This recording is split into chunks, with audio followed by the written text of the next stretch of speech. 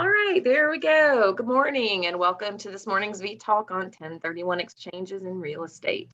As both Rick and Andrea know, I bet a 1031 exchange is a swap of one investment property for another that allows for deferral of capital gains. And the term gets its name from Internal Revenue Code 1031. And understanding the essential terms and guidelines of 1031 exchanges is a great tool to have in your real estate tool chest when you're working with real estate investors or becoming one yourself. So today we are fortunate and so grateful to have on Zoom with us Laura Huckabee, a 1031 expert and vice president with Old Republic Exchange Company. And she's going to provide us an overview of 1031 exchange information. And afterwards, she'll be happy to address any questions you have. Please feel free to put questions in the chat during your presentation, and I'll keep an eye on those to make sure we get them to Laura to answer. And with that, I'll turn it over to Laura. Laura, thanks so much. Thanks, Rebecca. Appreciate the opportunity to join you all today and share information and take the time to kind of answer your questions. And I know 1031 over the last few years has really become a hot topic because of the way the market's been, and particularly being a seller's market. And, right now with people, even if they've owned properties a fairly short length of time, but long enough, it's a very worthwhile tool. So with that, I'm going to go ahead and pull up a screen share here so that I can show you a few slides that we will run through.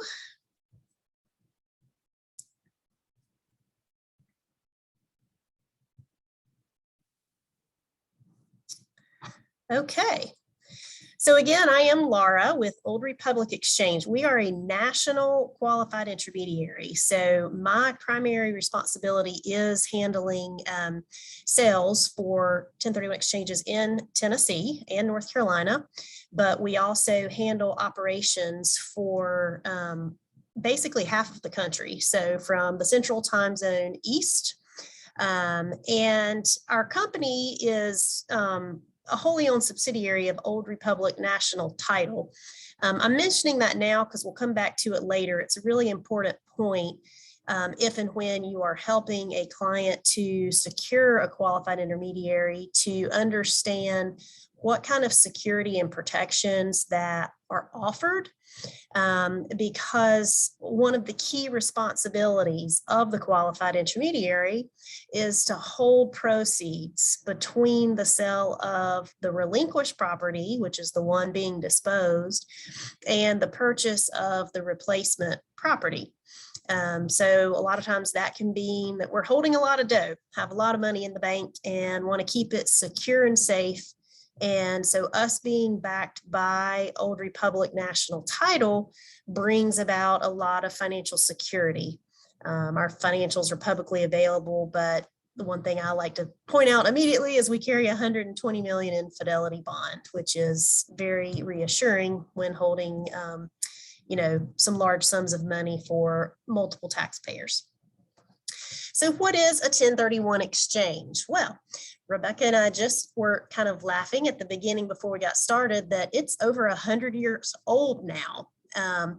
It first came to be in around 1921. So that was when the tax code provided for provision of swapping properties. So simply that would be like Farmer A and Farmer B wanted to swap their farms, and they could do that without a tax consequence. But as time has gone on and real estate exchanges more prevalent, there certainly became a need to make it a little more available to people other than just those two parties that might swap. So fast forward, and in 1991 is when the Treasury Department issued the final regulations or laws that guide transactions today and provided the 4 safe harbors, or essentially we'll call those the guidelines that, if followed, will produce a valid 1031 exchange that the IRS recognizes. It will qualify if sort of those key points or safe harbors are met.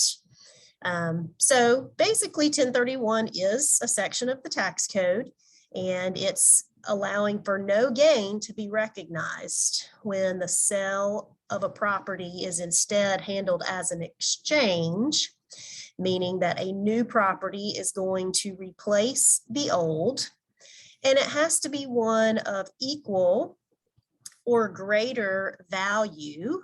And that's a key point if you're taking notes, because a lot of people have this notion that it's only the profit that has to be replaced or the gain amount. But that's not the concept, because think of it like if you dispose of a property that's worth $100,000, then that $100,000 property, for it to be an equal exchange, has to be replaced with another $100,000 property, or maybe combination of two, to get to that same value. So it's almost as if a sale never really occurs, because you're replacing old real estate with new real estate that's equivalent or greater. And so to do this is where the use of a qualified intermediary, again, that's a company like ours that's a third party, has to step in to the transaction. So we do that through assignment. So a lot of times agents will ask, what about the contract? Who's going to sign the contract? Are we involved with that? Well, no, we're actually not. It's still entered into by, the owner of the real estate, the seller. And then likewise, when the new property is being procured, it's the taxpayer, the same party, enters in as buyer to the contract. But there should be a provision that states their intent to do a 1031 exchange. And obviously it should be assignable, or not have a clause that says it's not assignable. Since we step in by assignment, really just stepping in the shoes of the taxpayer to receive the proceeds and then, release the proceeds toward the investment or business property. So 1031 is applicable to just that, investment or business used property. So I would say the simple way to note it is anything other than a primary residence. Primary residence is covered under a different section of the code, 121, which most people are familiar with. That's the code that allows people to exclude their gain when they've lived in a home for at least 2 out of 5 years. So 1031 stands alone from that. And basically that leaves it pretty broad in terms of what type of real estate, how it's used. Could be second homes. We'll touch on that in a little bit. That it could be, more of a vacation style property, and that could qualify as well, with a little bit of more detailed criteria. So what is capital gain? That's obviously what is being deferred through the 1031 exchange. So that is the difference in the property value at the time it is being sold versus the price it was paid for originally, with 2 other little pieces of the equation: subtracting out depreciation, which can be a sizable number when property's been owned for a long time, and adding back in any costs that the taxpayer has put in towards improving the property while they own it. So let me just give a kind of real simple explanation of how this might look. Somebody buys a property for $500,000. They've owned it for, let's say, 10 years. So that might equate to $100,000 in depreciation, meaning they've written off every year while they've owned it some amount of depreciation. So then the baseline, we said we started at $500,000. We subtract that $100,000 in depreciation. So that brings down what we call the adjusted basis to $400,000. But then let's say they've spent $50,000 to put on a new roof and improve it. So it's now at an adjusted basis of $450,000. But because, the Nashville market and surroundings are hot, it's easy to sell that property now for $1 million. So today the capital gain would be the difference of that $1 million price that it's going to sell for, less that $450,000 basis we just came up with. So what would be taxable? The $650,000 in gain. So what I would point out here is, if you were kind of listening closely to my calculation, I didn't mention anything about debt or a mortgage. That's not part of the equation for what a taxpayer is going to be responsible for tax-wise. Now, does it matter? Yes, but does it get backed out of what capital gains tax is paid on? No. So the IRS doesn't really care whether the property is leveraged and has a mortgage to be paid off or not. It could be on free and clear. The result's the same. You still have to have a replacement property of equivalent value. So you see here, we say one can have zero profit, but still have significant taxable gain, which kind of seems a little like, how would that work? Well, that would be a scenario where somebody has had a property for a long time. They've refinanced it to pull out a lot of equity, maybe to take that equity and go buy some other properties, or, whatever they want to do with it. But that would mean when they go sell the property, we'll go back to my example, they're going to sell for $1 million. Maybe they've got an $800,000 mortgage on it. But that doesn't mean that that brought their gain down to only 200 because there was an $800,000 mortgage. It just means they've pulled out cash, taken it elsewhere. Yes, the bank will have to be paid off, but to get an exchange completed and pay no tax, they would still have to ultimately go buy another $1 million property and either replace the debt paid off or bring in some cash to get equities and debts to balance to get the property value back up to what they sold for, so that it's an equal exchange and no gain realized. So again, key wording here, or point I always really emphasize, is it's not just profit or cash that people might see on their closing statement that's what's going to be subject to capital gains taxes. It's a different kind of calculation. So when you're dealing with clients who are considering an exchange, I would definitely encourage, like we have a calculator, for example, on our website that they can go in and plug in some numbers and kind of quickly come up with an idea of what their gain might be. But, it's always wise to point them to their accountant to get a handle on the numbers, because this can be a significant component of what they think they're going to take away at closing. And if they've not considered an exchange, then if they later have to pay that tax bill, they may be sick if they have to pay a huge amount of tax, which could be as much as, anywhere from 18 to 25 or 30%, depending on, in certain states, there's, state capital gains on top of the federal capital gains rate. So it could be a significant amount of money that could be enough to go towards a down payment on another property. So definitely encourage kind of having people think through the numbers before they're headed to closing to consider the exchange. Just quickly, I've already used most of these terms, but so that they are kind of defined and clear, relinquished property, again, is the one that's being disposed of or sold. So that's really what initiates the exchange, is the time of closing on the relinquished property. And that is, of course, in the most traditional type of exchange, which is the bulk of what people do: sell first, buy later. There are a few other types of exchanges that I will touch on, but for purposes of what we're discussing, it's primarily in the context of a standard exchange where relinquished is sold first, and then replacement, the new property, is acquired later within the 180-day period. So the exchange period is 180 days or 6 months.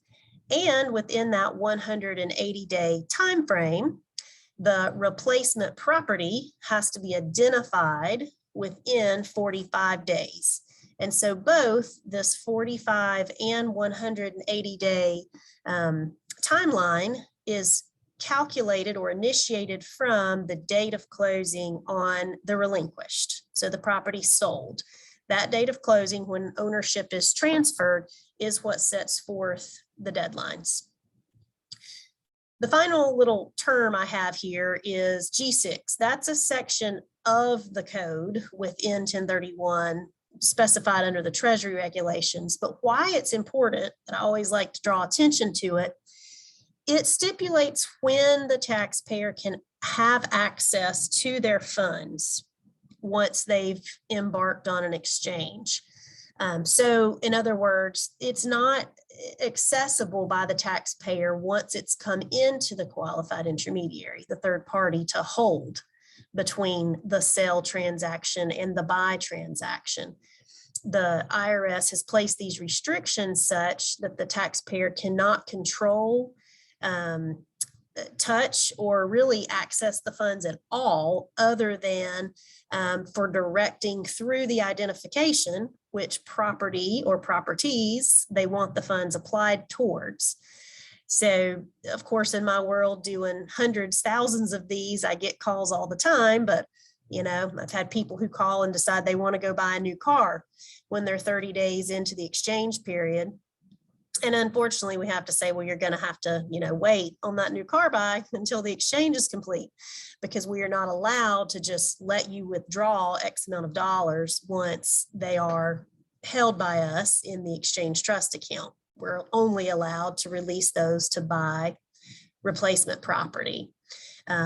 So it is important that people understand that, so that they're not frustrated or, caught off guard once they're in the middle of the exchange without being able to access cash if there is a need for some. So why do a 1031 exchange? Well, the most obvious is to defer the hefty capital gains taxes.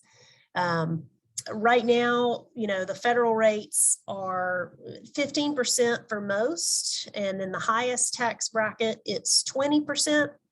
And then there's also a 3.8% surtax, they call it, that came about with the American Health Care Act, which is on top of that. So really the blended federal rate for most with investment transactions is either 18.8 or 23.8.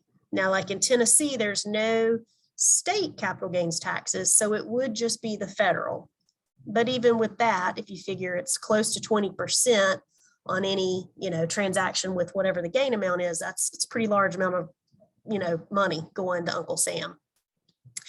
So people use it to leverage those dollars and go buy, more property, multiple properties, maybe change locations, go from, maybe like farm or land investment into something that's income producing. We see people as they use it for longer term strategy for retirement planning or even estate planning purposes to, later maybe have held some real estate in their earlier years that they had more hands-on management, and then later want to get into something that's more passive that somebody else can manage, but still brings in some cash flow. And then a lot of people have for years now intentionally held real estate as part of their kind of estate planning purpose, because the way the tax laws have been and are still currently, real estate can be held until the time of death, at which time when it passes to the heirs, like from mom to daughter would get it at the value when it's received. So that means if mom bought it 20 years ago and's held it, and it's now worth substantially more because daughter's receiving it now, it's the value for daughter when she receives it now. So if she turns around and sells it, essentially the capital gain was sort of eliminated. She doesn't have to come back and realize the gain from mom. So that's been a really key, reason 1031 is utilized by a lot of people for long-term purposes. So what qualifies? This is something that comes up frequently. There's kind of a notion that the definition of like kind would mean, if I sell a condo, I have to go buy another condo. It is broader than that. And that's a good thing, because it actually enables people to kind of have this diversification or, different reasons. Like if it's been a business property and now they're selling the business, they might want to go buy a couple single family rentals as replacement, or, maybe it's going from farmland and deciding it's time to get a nice vacation rental in Florida that they can use occasionally themselves, but also obviously rent it. So again, the key point I'll come back to here is the only thing that would not qualify would be primary residence. But otherwise, any type of real estate that is for investment or business property is sort of interchangeable.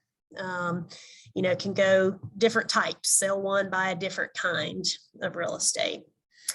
Another thing that I'll point out here is it does need to be held for investment. So what does that really mean? Well, it means the intent at the time the property was initially acquired and for kind of the longevity of while it's been owned was for it to be for investment purpose. So not for, say, flipping, because the intent with a flip is obviously to buy it, quickly make some, enhancements and put it back on the market and sell it. So that's, again, something that's a little blurry to some people and how it's defined. But generally the perception would be flips don't qualify because the intent is to sell it like, ordinary income, no long-term hold there. Likewise, with sometimes with developers or builders, you can have scenarios where they're, building, really holding lots and then building and kind of have an inventory to sell. So that would be a distinction from, owning a property that's really had a tenant in it or been leased for business use. So that's just a little bit of clarity for that definition, but really, how long and what the intent is and what circumstances might change after having owned a property for some length of time are kind of all of the points that would be analyzed if a taxpayer were in an audit situation after an exchange. So it's a little hard to say there's a one size fits all for what qualifies. Again, we often try to talk people through, give as much kind of technical resource as is available, but in several situations, because the tax code is a little bit fuzzy, it's a little bit more of a risk analysis of whether or not a taxpayer is willing to try the exchange and what they think their chance of audit. But we try to, of course, keep them on track if it sounds like it. If it doesn't pass the smell test, we want to point that out. So kind of going back to what I started with about the safe harbor and what the rules are to meet that, to have a valid exchange. This kind of lays that out, that the property, both disposed and acquired, should be held for investment. You must use a qualified intermediary. So again, that's us, Old Republic Exchange, or others that you've heard of that are, it's the third party, steps in by assignment, has to hold the proceeds, and is in direct coordination to kind of handle the sale and the purchase transactions. So it is required to use a qualified intermediary to meet this safe harbor valid exchange criteria. The taxpayer or exchanger cannot have actual or constructive receipt of proceeds. So that kind of goes back to my little defining what's that G6. They can't access or control. So what does that mean? They can't say, well, sometimes we'll have lenders who maybe want to kind of keep a line of credit or have funds somehow still tied to a loan, but that would actually put the taxpayer in control if they're saying, let's set this money aside to still be part of this loan. So, it's kind of a hairy situation with that, but it's best always to just cut ties on any deed that's tied, or deed of trust, I should say, mortgage to a property, and have a new. So there's clear lines between, debt paid off, debt replaced. Even coming into the constructive receipt, kind of definition would be an agent of the taxpayer. So for example, maybe an attorney that routinely has handled different legal matters for the person engaging in the exchange. The IRS has said if they've done that in the last 2 years, they shouldn't be then in control of any of these proceeds. So that would disqualify that attorney as acting as the qualified intermediary, or really even kind of handling the closing, because that puts them in direct control of those funds. So the other kind of key points here for meeting safe harbor is the exchange agreement. That's the written document, like the contract between the taxpayer and the qualified intermediary. So that has to be entered into by the date of closing on the sale of the relinquished property. So not after. We definitely get calls where people end up very disappointed that they weren't aware, didn't know, didn't have this set up, but closed last week and want to know, can we still do it? And unfortunately, no, because that falls outside of this definition of the safe harbor that says you have to have a written agreement in place with a qualified intermediary before closing. Now, do we prepare exchange agreements on the day of closing? Yes. It's not something we can do in every situation, but just making the point that the exchange, starts again on the date title to the property transfers, so the date of closing. Therefore, as long as an exchanger would engage the intermediary by the date of closing, it could still be done. Next rule here is that the taxpayer does have to identify in writing. And so that's what that 45-day period is about, having to list the potential replacement property in writing and deliver it to a non-disqualified party. So again, most commonly to us, the qualified intermediary. And then the final step is the acquisition of one or more of those identified properties within the 180-day period, the length of the exchange period. They have to close and acquire the property. So another common question I'll get is, well, what if it's new construction? What if we've put down deposits, but it's not yet complete? It does have to be acquired. So title, ownership, deed to the property does have to go into the name of the taxpayer by the 180th deadline to have a successful exchange that falls within the safe harbor criteria. Quickly, I'll just touch on the rules of identification. The most common is the 3 property rule, and that allows a taxpayer to identify up to 3 properties of any value. So they could sell for $500,000, and then they could identify 3 of any value. If they wanted to go wild, go big, they could identify 3 that are all worth $10 million. And then the 200% rule stands alone or separate from the 3 property rule. So they're distinctly different. It's not a matter of having to fit all of these. It's only one of these that has to be satisfied. So the distinction with the 200% rule is no limitation to just 3 properties. Instead, the limit is on value. So if a property is sold for $500,000, 500 times 2 is 1 million. So someone could identify multiple properties, more than 3, that collectively their fair market values don't exceed $1 million. So why would you do that? Well, that's if somebody's trying to go, from kind of a higher valued property and maybe buy several smaller valued lots, or smaller valued like condos or single family rentals if they've sold a larger valued commercial property. So this is a way they could identify more and buy more properties than just the 3, but still has to fit the 200% maximum for value.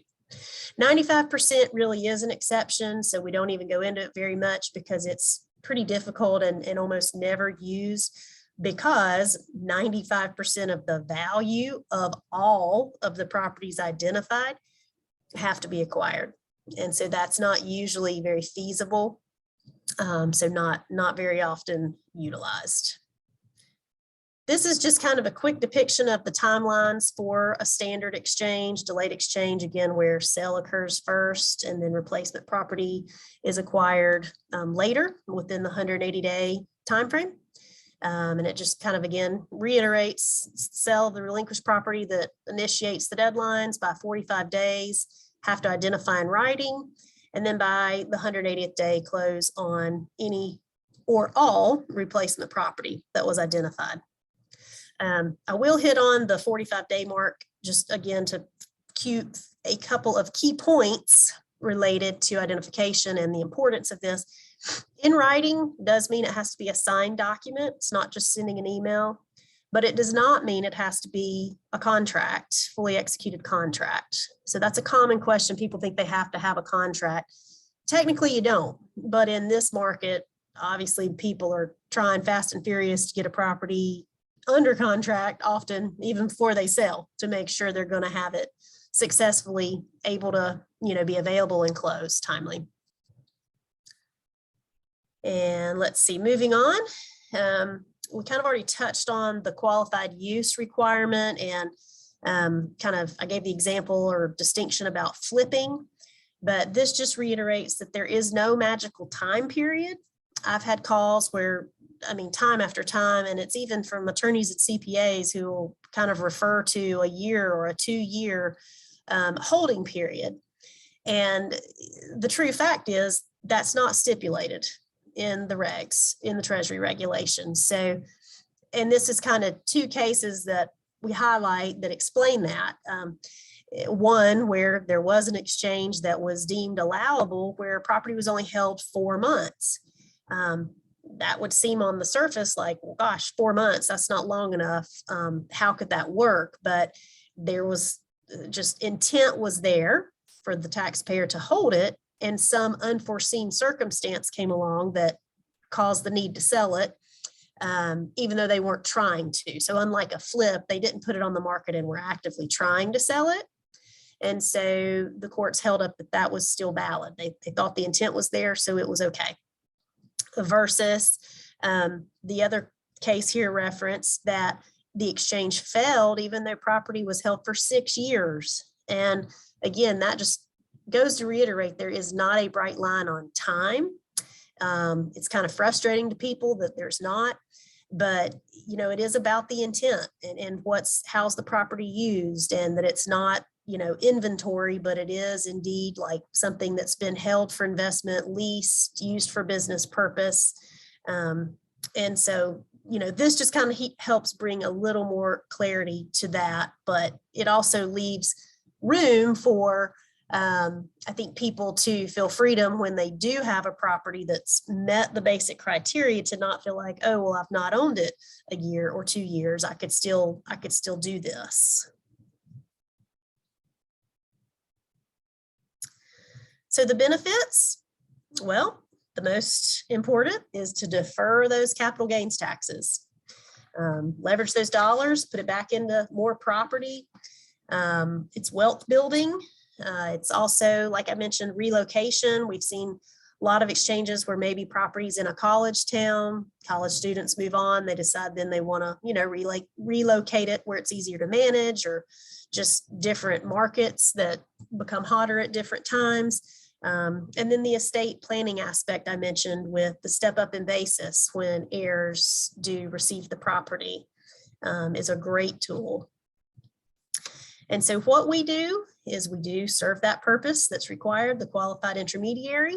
We make sure we are following the, code and lay out everything clearly in an exchange agreement so that the taxpayer is aware, knows what rules they need to follow.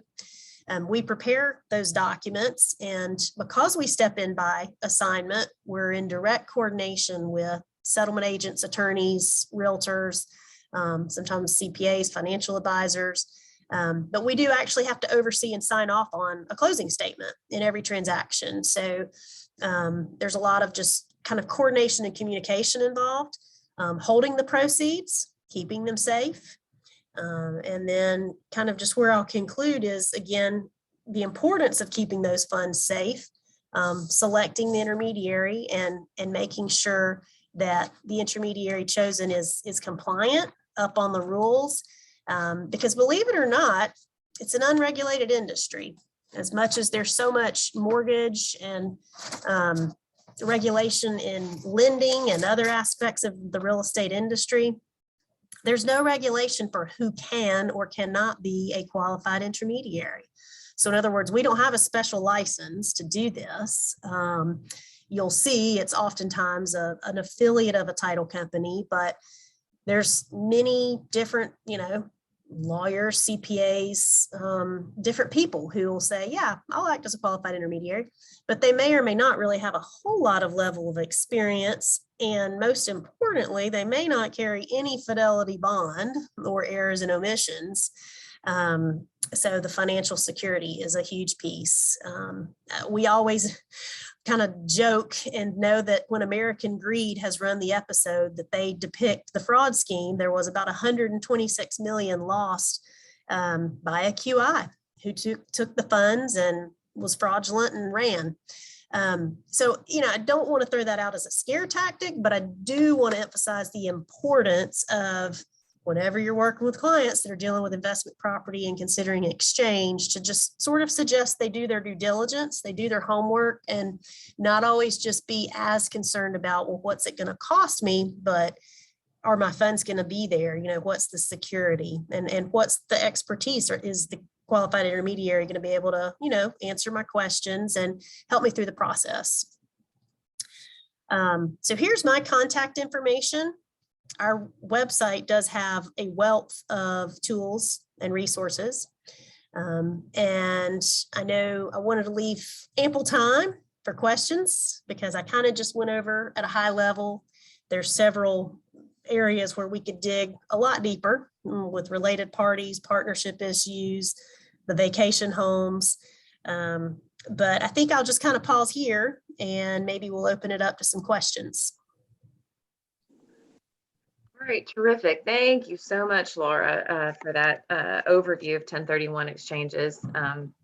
Open it up for questions now. If you want to put your question in the chat, you're welcome to. If you just want to unmute and ask a question, you're welcome to. Just have at. I have a question. Go ahead, Andrea. Hey, Laura, can you, Rebecca, can you change the screen so I can see her? I cannot change your screen. Yes, I can. And Okay. I'll put Laura's contact information in chat, so you don't have to have that there. Hey, so I'm Andrea Frandon. So I actually have two questions. One being that, do you guys also help if you want to create an LLC to begin this deal? Can you guys handle that?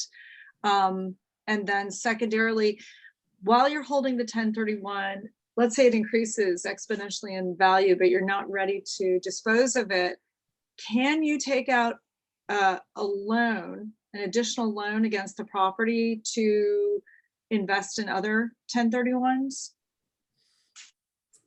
Yes, I'll start with your first question.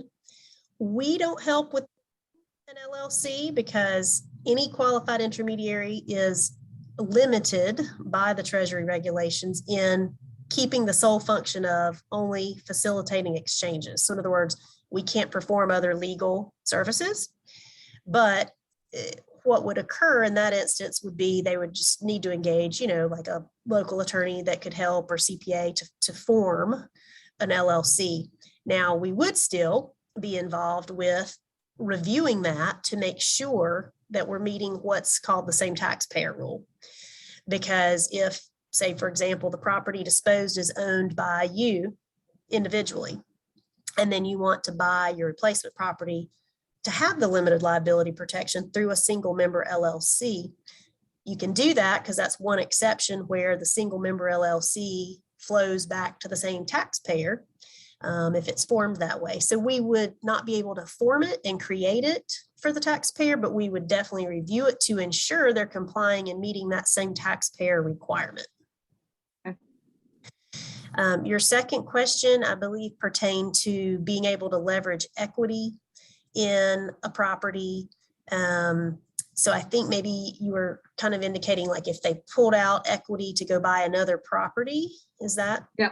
Yes, that's definitely possible. Of course, there wouldn't be an exchange until the property that perhaps they're leveraging equity from is sold.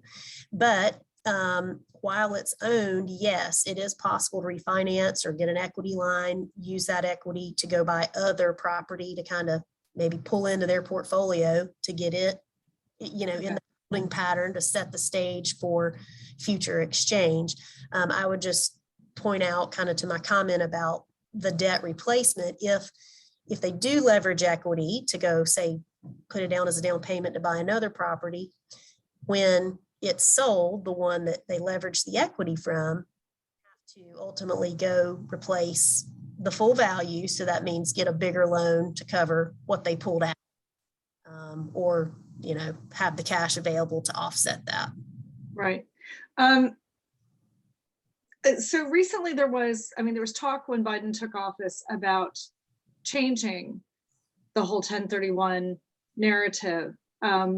Is that still on the books to be, or did they just vote that down? It appears that it has, it's made its way through. The BBB bill, Bring Back Better, I think is what it was called. It did not come up. And so there was a lot of talk, during campaign and even after his administration came into office, was 1031 going to be on the chopping block? But I think what happened and what has historically actually from previous administrations is there's been Ernst & Young studies, there's been several economic impact studies that prove 1031 exchange is such an economic booster, particularly with farmers, different industries, where being able to kind of trade properties and not have to pay or realize these huge taxable gains when really it's just to continue the operation of a business. It generates so much more economic activity than it does tax, that they usually kind of table that conversation. So okay. As far as we know, it's off the chopping block. Okay. And I understand personal use of that property is not really allowed, although there's some gray area for that. Yeah. And I actually meant to get back to the safe harbor that came out for vacation homes. So it came out in 2008. And it used to be really tough to decipher how you define or make a distinction of a second home, vacation home versus a true investment.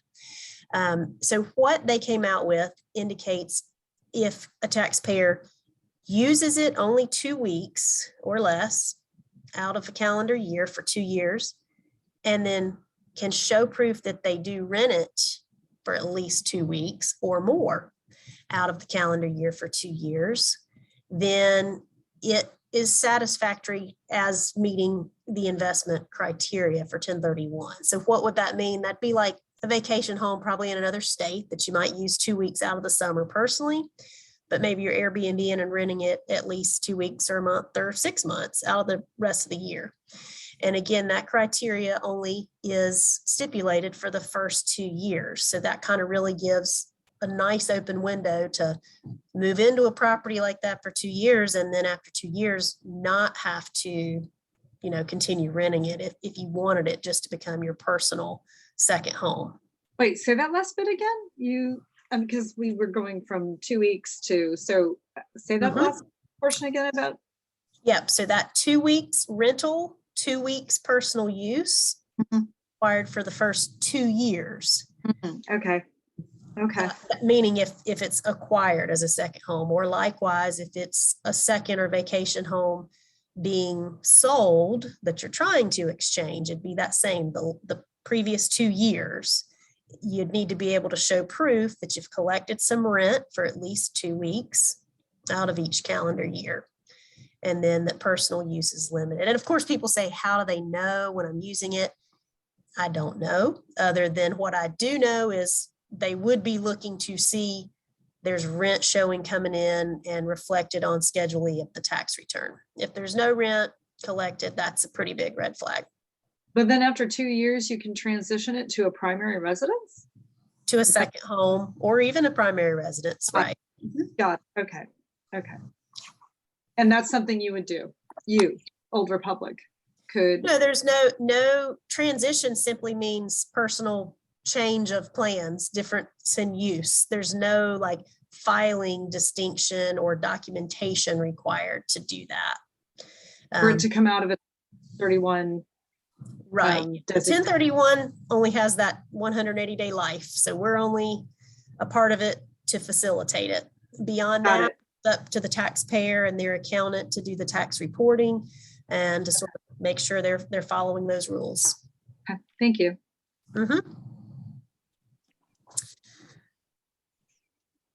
Fantastic. All right. Any other questions for Laura? Sure, I've got one. Great. Go ahead, Andrea. Hi, Laura. I'm Andrea Nemec. I have a question regarding partnership question. If Sure. there's 10 members, so let's just say 10 members of an LLC, and all, we've all agreed we're selling the property, and 2 of the members were individuals. They want to exchange, and the 8 members do not. Is that something that we, meaning the 2 members, could form an LLC amongst themselves and then together take, whatever 2/10 of that and then go ahead and exchange it? And then would it also be, second part of the question is, if we've already identified a home and put it under contract that we want to use, but we haven't sold the original property yet, is it like, oh, we put the horse before the cart? Yep, 2 great questions. I'll start with the latter because it's quick and easy. It's perfectly fine to have replacement property under contract before closing on the relinquished property that's going to be the subject property that has gain to be exchanged. That is actually what we see happening and have been over the course of the last year or 2 with the inventory supply, market the way it is. Most people try to have their replacement property under contract so that it's set and ready to close, within a matter of a couple weeks, sometimes days, after they complete the sale, since it's so easy to sell, but harder to buy. So that's perfectly fine. Again, it's the closing date that guides everything with the exchange. So no harm, no problem in having a contract, just would want to avoid closing first. And that's where it would be a reverse exchange. Reverse exchange is possible. It's just different that we're not stepping in by assignment to the contract and holding proceeds. Instead, we have to step in and be the legal deeded owner of the property, since the taxpayer can't own both at the same time. So it's a little bit more complex and a bit more expensive to kind of go through the mechanics of a reverse, but it is possible if people you were ever working with are in a situation where they have to buy before they sell, just to be sure they land their property. Your second question related to partnerships, classic scenario of what we see people wrestle with frequently of multi-member LLC. Some partners want to exchange. How do we deal with that? So in the eyes of the IRS, the partnership, the LLC, is the taxpayer, not the individual members. It's not allowable to exchange partnership interest. That's actually expressly excluded under the code, only real estate. So that gets a little bit fuzzy in people's brains. It seems like, well, I own 10% of the LLC. I should be able to exchange my 10%. But when you own a property through an LLC, you don't own 10% of the real estate. You own 10% membership interest in the entity that owns the real estate. So can it be kind of corrected or planning done in advance to do that? Well, yeah, it can be. It would just be a matter of having to have like a deed of distribution prepared in advance of the actual transaction. So in your example, if you've got a 10-member LLC and 2 are wanting to kind of bow out to do their own thing and exchange, the others don't, you would have to have a quitclaim deed prepared in advance of the transaction that the LLC basically deeds out and says, okay, now the owner is the LLC for 80%, and member number 9 for their 10%, and member number 10 for their 10%. You have to kind of create this tenant in common ownership arrangement where that you actually then have a deeded ownership in the real estate. That way, member 9 and member 10 could do an exchange for their percent interest in the real estate once they own it that way. It can be dealt with, but it is tricky. And I'll tell you, in almost 17 years now of doing this, it's usually not until a week before closing that people kind of have that epiphany and are wanting to do it. And it's definitely difficult and technically almost too challenging to overcome at that point in time to unwind an LLC and plan it. So anytime you're dealing with partnerships, corporations, et cetera, that have multiple owners and they're setting the stage for a sale that some may want to exchange, that's one of the things that's best to plan for and take care of well in advance. Yeah, we don't know anything about that week or 2 days before closing thing. That never happens for us. Thank you. And I'm thinking just like a couple of weeks is okay. 30 days isn't going to be possible probably, but there might be a 15-day window. You mean in terms of trying to structure the sort of distribution? Exactly. Yeah, all of those, it is a case by case, and there are different strategies. So that's an area where I have an article we've published on it that gives some of the different techniques and strategies, but it really does require more tax advisory, because what you're often up against, if there's a loan on the property, you've got a deed of trust in the name of this partnership. So you might have an upset lender if you go change the deed too close. So sometimes people have to intentionally wait much closer so that they can do that without upsetting the apple cart there. But so it really does depend on the details involved with that type of ownership as to how is best to structure it. I mean, sometimes decide it's better to just do a membership buyout if maybe only 1 or 2 of the group of 10 don't want to exchange, deal with paying them out, getting their membership out of the LLC before selling the property so that the LLC who has owned it historically can still complete the exchange. Because that kind of brings up the other issue, which is qualified use. How long? If you just, ownership 2 weeks before closing, then, the members who now have their tenant in common individual ownership have only had that for 2 weeks before they complete an exchange. So it's a little difficult, technical, and comes with some risk, but can be done. Okay, thank you. Uh-huh. All right, terrific. And my head hurts now. Okay, fantastic. And that's why I'm so glad people are called to the legal profession. All right, we're coming up on 11:30. I want to be respectful of everyone's time, but does there happen to be one last question out there for Laura? All right, great. Well, we'll just say thank you so very much, Laura, for your time, your sharing your expertise, and for helping us. No, I did put Laura's contact information in the chat. So if you do want that, you can go down to at the bottom of the chat, the 3 dots to more, and save the chat. I also included in the chat a link to Old Republic Exchange's capital gains calculator. And there's also a 45 180-day calculator, which was helpful as well, just for some more resources. And speaking of additional resources, I just put into the chat a link to the NAR website. There's some excellent resources there on 1031 like-kind exchanges. And then there is a TREC-approved 6-hour CE-eligible course called Understanding the 1031 Exchange that you can take through Greater Nashville or Williamson County Association and those sorts of things.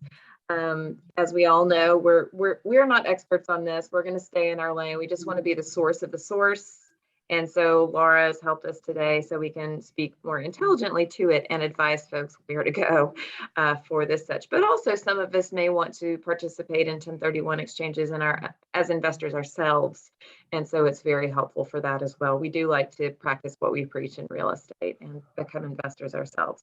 Quick shout out to Jan Walters for connecting us with Laura Huckabee. Jan had completed a transaction with Laura. So if you have questions for Jan about that experience, you can reach out.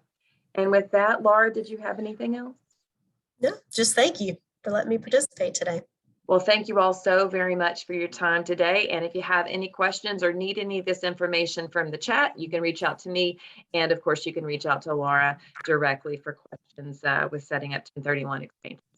All right, everybody, have a wonderful, wonderful day. Thanks again for joining our vTalk, and we'll see you next week. Thank you.